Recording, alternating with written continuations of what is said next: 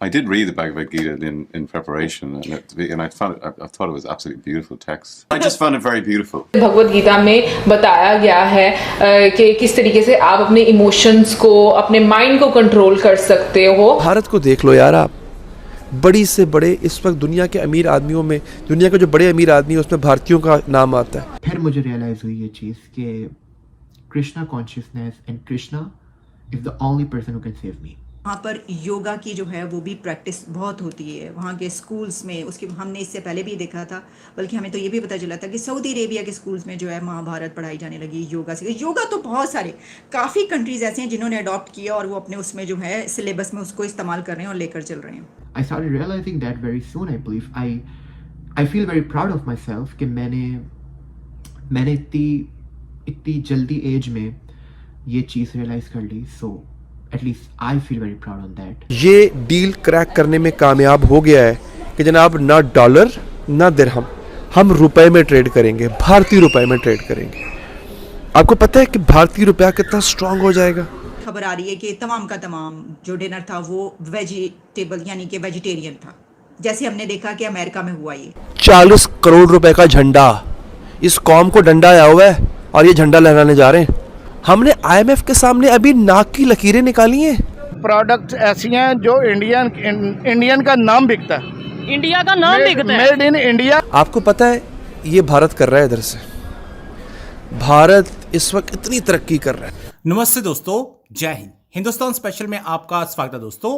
कुछ दिनों से हॉलीवुड एक्टर सिलियन मर्फी अपनी अपकमिंग मूवी ओपनहाइमर को लेकर लगातार सुर्खियां बटोर रहे हैं। इसके पीछे की वजह भगवत गीता है। सिलियन ने हाल ही में दिए एक इंटरव्यू में खुलासा किया है कि इस फिल्म को अपने रोल को समझने के लिए उन्होंने भगवत गीता पढ़ी। इसके साथ ही सिलियन ने भगवत गीता और अपने रोल को लेकर कुछ ऐसी बातें बताई कि वो इन दिनों हर तरफ छाए हुए हैं। सिलियन मर्फी का भगवत गीता पढ़ने वाला बयान काफी तेजी से वायरल हो रहा है। वहीं भारत के लोगों का सीना गर्व से चौड़ा हो रहा है। हालांकि ऐसा पहली बार नहीं है कि किसी विदेशी एक्टर ने भगवत गीता पढ़ी हो। सिलियन से पहले विल स्मिथ भी भगवत गीता पढ़ चुके हैं, लेकिन उन्होंने ऐसा किसी फिल्म की शूटिंग के लिए नहीं किया था। विल को भारत के इतिहास और कल्चर में काफी दिलचस्पी है, इसी वजह से इस ग्रंथ को पढ़ा था। पाकिस्तानी मीडिया ये चर्चा कर रहा है कि एक तरफ पूरा विश्व भगवत गीता को पढ़ रहा है और हम हिंदुओं के मंदिर को नष्ट कर रहे हैं। ये हमारे लिए शर्म की बात है। बहुत जरूरी है कि हम लोग इन चीजों को समझें। और जैसे कि उन्होंने बोला कि वाकई में जैसे भगवत गीता में बताया गया है कि किस तरीके से आप अपने इमोशंस को, अपने माइंड को कंट्रोल कर सकते हो। और वही चीजें मैं अगर देखूं, ऑनेस्टली मैं देख रही थी और मैं मौजम के साथ बाद में यही बात कर रही थी कि यही चीजें हर जगह पर डिस्कस की हुई। और फिर मुझे रियलाइज हुई ये चीज़ कि Krishna consciousness and Krishna is the only person who can save me. 2020 में मैं ऑलमोस्ट हार चुका था। I was about to give up. ये भी कहना गलत नहीं होगा कि मैं शायद ज़िंदगी से ही हार जाता। सो मेरे पास कोई ऑप्शन नहीं दिख रहा था उस वक्त। 2020 की बात है ये। And then all of a sudden I start going to ISKCON. फिर आहिस्ता आहिस्ता मुझे रियलाइज़ हुआ कि I was born a Sanatani. Even in my past lives, I was a Sanatani. And I started realizing that very soon, I believe.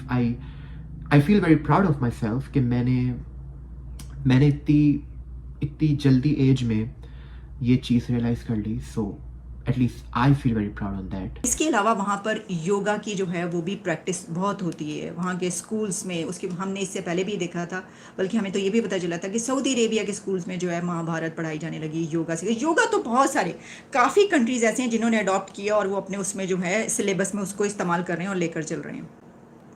और जो उनको award मिला था, दी हाइस्ट सिविल अवार्ड, वो था ऑर्डर ऑफ जैद।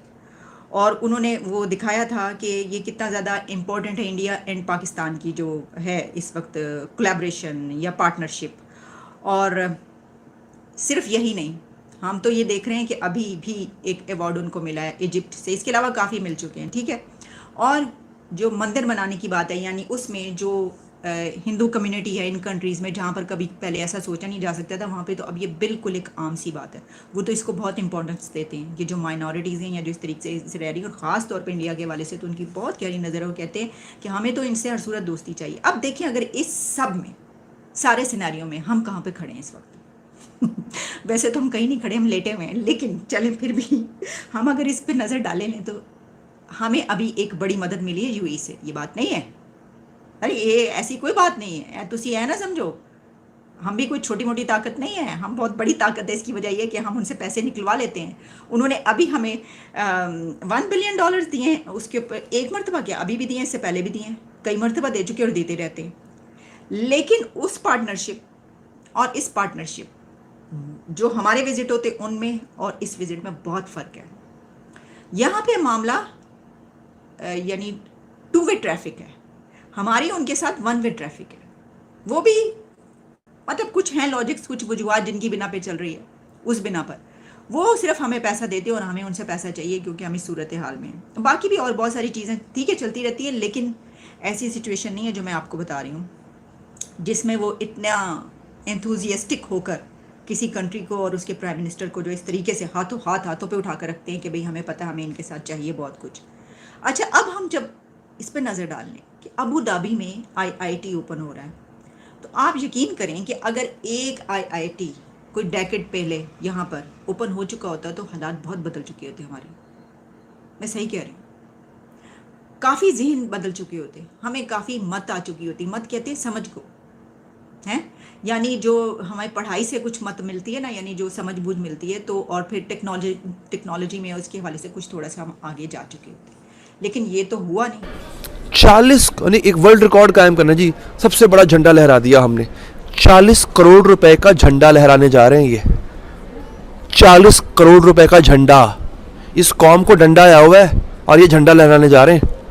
इनमें अक्ल है ये नहीं है, पागल है ये।